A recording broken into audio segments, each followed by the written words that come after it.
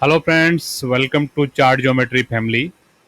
यहाँ पर हम सीखते हैं मार्केट की मूवमेंट्स को पढ़ना चार्ट स्टडीज़ के माध्यम से।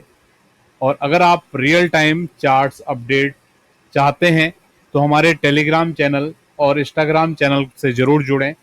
उनके लिंक आपको डिस्क्रिप्शन में मिलेंगे। और ये कंटेंट कम्प्लीटली एजुकेशन और लर्निंग के लिए है। तो चलिए शुरू करते हैं आज की वीडियो को। Hello friends, good morning good morning good morning. आज की डेट है 16 अगस्त और समय हो रहा है सुबह के लगभग 11:30 बज रहे हैं।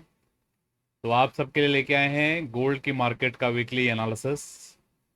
किस तरीके का क्लोजिंग आया हुआ है और लास्ट वीक में बाजार ने ओवरऑल किस तरीके की मूवमेंट की थी उसको हम देखेंगे।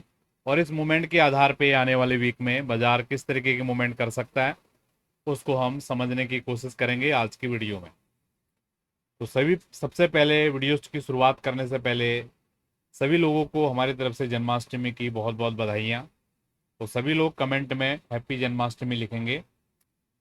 तो शुरुआत करते हैं आज के सेशन की। क्या हो रहा है गोल्ड की बाज़ार में, कहाँ क्लोजिंग आई उसको हम देखने की कोशिश करेंगे।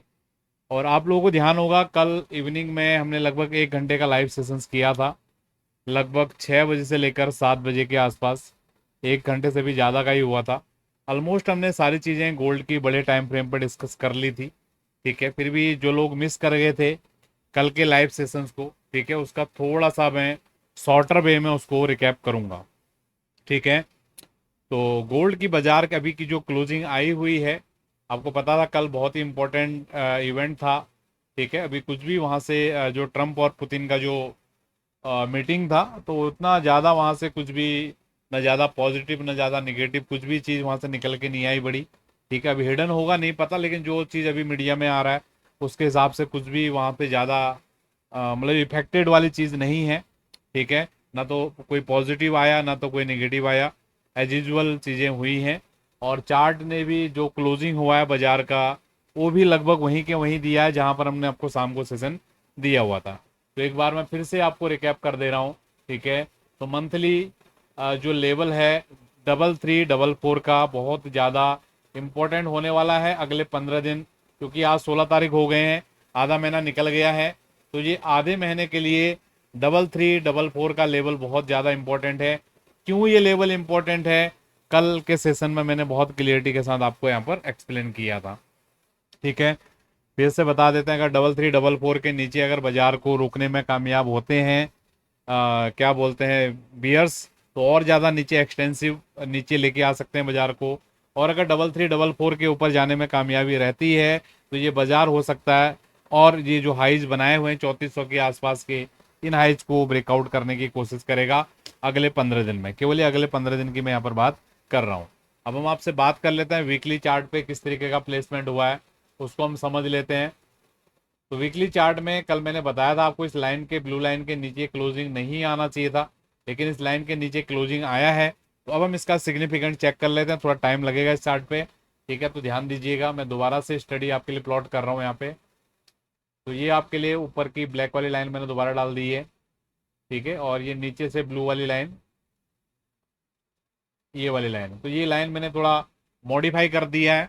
ठीक है, देखो चार्ट में अब ये मॉडिफिकेशन ना आपको करना आना चाहिए, अगर आप इस तरीके की चीज़ें करना जानते हो। क्योंकि यहाँ पर कुछ भी नहीं है, बाकी बाहर हम कोई भी पढ़ाई लिखाई पढ़ते हैं उसमें क्या होता है, दो में दो जोड़ के चार होता है, दो में तीन जोड़ के पाँच होता है। यहाँ पर बाजार में क्या है, आपको अपने कान अपने ना आंखें हमेशा खुली रख के चलना है। अभी ये स्ट्रक्चर ज़्यादा बेहतर लग रहा है कंपेयर टू दिस। पहले का जो लाइन था कैसा था, ऐसा था। ठीक है, अब कंपेयर टू उस समय ये ठीक लग रहा था। ठीक है, लेकिन अब ये ऐसा ठीक लग रहा है। तो ये चीजें आपको कब समझ में आएंगी, जब आप चार्ट को अनुभव में रखोगे और आप चीजों को समझ पाओगे। ठीक है, कंटिन्यू प्रैक्टिस करोगे तो ये चीजों को आप भी कर पाएंगे। मैंने ये सब क्यों लिया, अब यहाँ पर इसका जैसे ये लाइन भी खराब हो गई इसका उसका मतलब नहीं है, लेकिन अभी इन दोनों लाइनों में बेहतर लाइन कौन सी है, ये वाली लाइन है। ठीक है, तो आप यहाँ पर देख सकते हो इस तरीके से मार्केट ने एक्शंस किया है। ठीक है, और अभी बाजार लगभग यहाँ पर हमारा काम कर रहा है।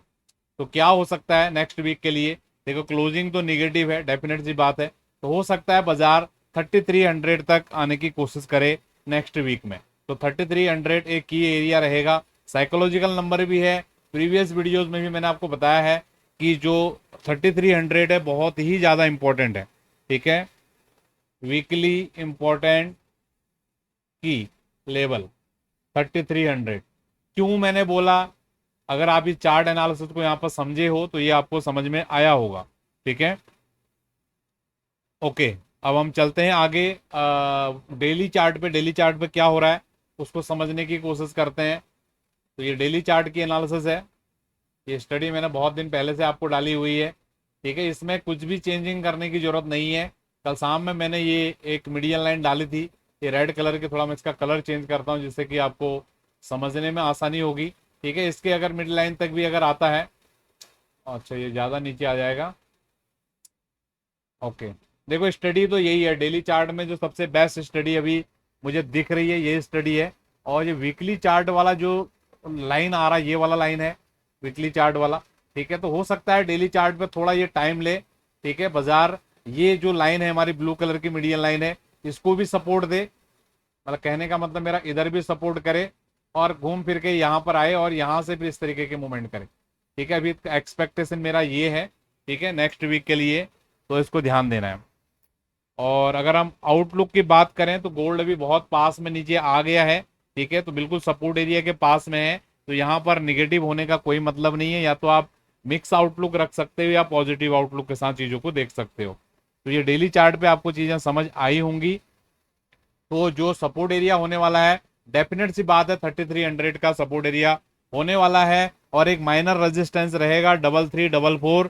जब तक 3344 के ऊपर बाजार रुकेगी नहीं, बायर को कॉन्फिडेंस नहीं आएगा और बाजार में तेजी नहीं आएगी एकदम फास्ट वाली, ठीक है।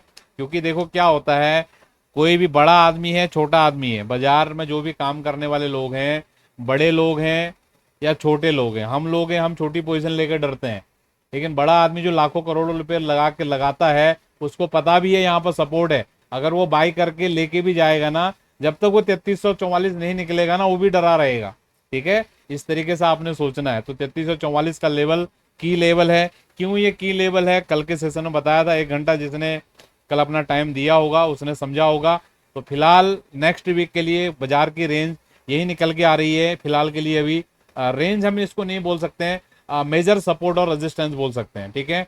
3300 का लेवल नीचे, और 3344 बोल रहा हूँ, इसको मैं 5 पॉइंट बफर पकड़ के 3350 कर दे रहा हूँ राउंड नंबर में। तो 3300 से लेकर 3350 का जो एरिया है बाजार के लिए की एरिया होगा, ठीक है। और सबसे ज्यादा इंपॉर्टेंट चीज होगी, मुझे पता है बहुत सारे लोग अभी देख के जा चुके होंगे, जो लास्ट तक रुके होंगे उनको ये समझ में आएगा, ठीक है।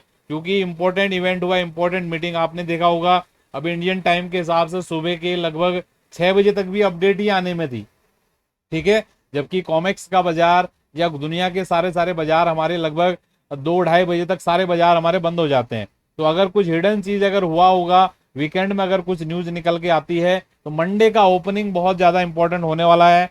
और मंडे के ओपन के बाद जो 2-3-4 घंटे का ट्रेड होगा ना वो बहुत सिग्निफिकेंट होगा, ठीक है। तो जो मंडे मॉर्निंग की जो वीडियो आएगी मॉर्निंग में 9 बजे के आसपास, वो बहुत ज्यादा इंपॉर्टेंट रहेगी, उस वीडियो को बिल्कुल भी मिस मत कीजिएगा, ठीक है। अभी जो प्राइस एक्शन हुआ है, जो क्लोज हुआ है, उसके आधार पर मैंने आपको चीजें यहाँ पर बताई हैं, ठीक है। मंडे को जो ओपनिंग आएगी बाजार, उसके बाद किस तरीके की हरकत कर रहा है वो चीजें उसके बाद आपके साथ कम्युनिकेट किया जाएगा, जो भी मेरे अनुभव के आधार पे है, ठीक है। मेरा पूरा विश्वास है ये सेशन आपके लिए कुछ न कुछ लर्निंग वाला रहा होगा, कुछ न कुछ आपको सीखने के लिए जरूर मिला होगा।